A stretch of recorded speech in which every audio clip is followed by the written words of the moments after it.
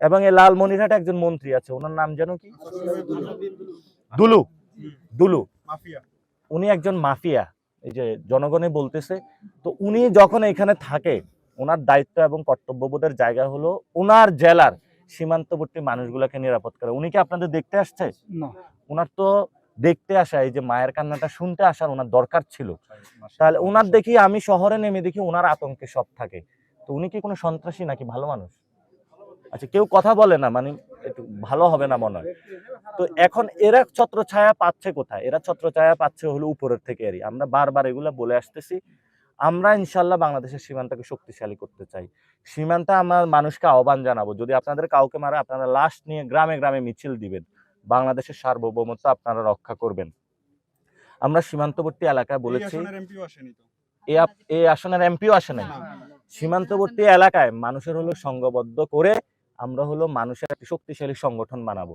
সরকার মানুষকে নিরাপত্তা দিতে পারত না, তাহলে ওনারা তো বাঁশ লাঠি নিয়ে নিজেদের নিরাপত্তা নিজেরা হলো নিশ্চিত করতে হবে। এছাড়া তো আমাদের কোনো আর বাংলাদেশ নিশ্চিত নাই।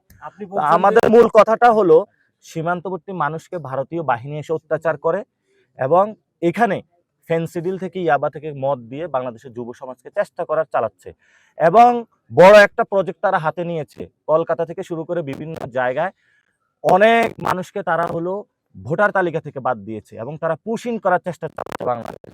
আমরা পুশিং বন্ধ চাই, বিজেপিকে শক্তিশালী চাই, সীমান্তে যে মানুষগুলা রয়েছে সেগুলোর উপরে অত্যাচার বন্ধ চাই এবং রাষ্ট্রীয় যে বাহিনীগুলো রয়েছে সেগুলো শক্তিশালী করে সীমান্ত এবং বাংলাদেশের নিরাপত্তা সার্বভৌমত্ব রক্ষা করতে চাই।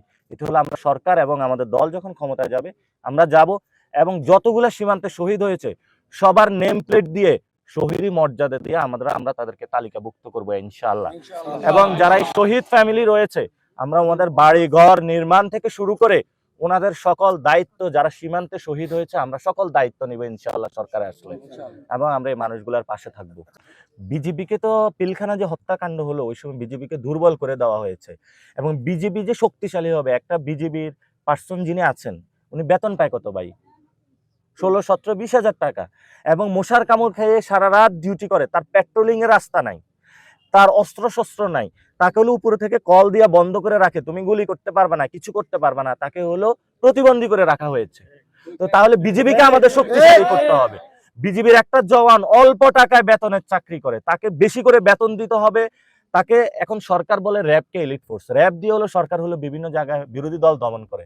আমরা সীমান্ত হলে এলিট ফোর্স নামাইতে হবে, যারা সীমান্তে রাস্তা দিয়ে পেট্রোলিং করবে, জনগণকে নিরাপত্তা দিবে এবং তাদেরকে শক্তিশালী করতে হবে। যে প্রেস রিলিজটা বিজেপি দিচ্ছে তো এগুলো তো তাদেরকে বানিয়ে দেওয়া হচ্ছে। তাদেরকে উপরে যারা আছে তারা তো ওই দেশের সাথে হলো নেগোসিয়েশন করে বসে আছে, তাহলে বিজেপি কি করবে? বিজেপিও অসহায় হয়ে আছে।